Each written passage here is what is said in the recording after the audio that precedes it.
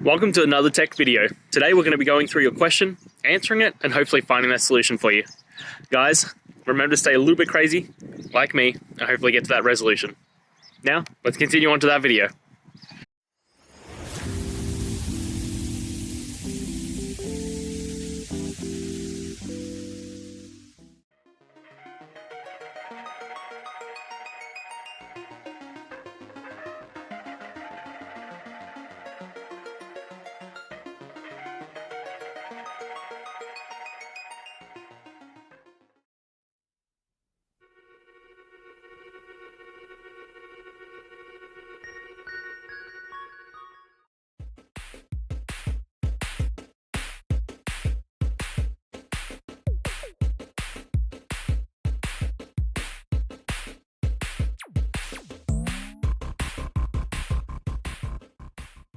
And that's it, guys.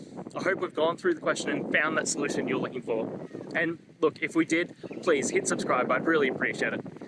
And until the next time you need technical help, I hope you have a good one. Cheers.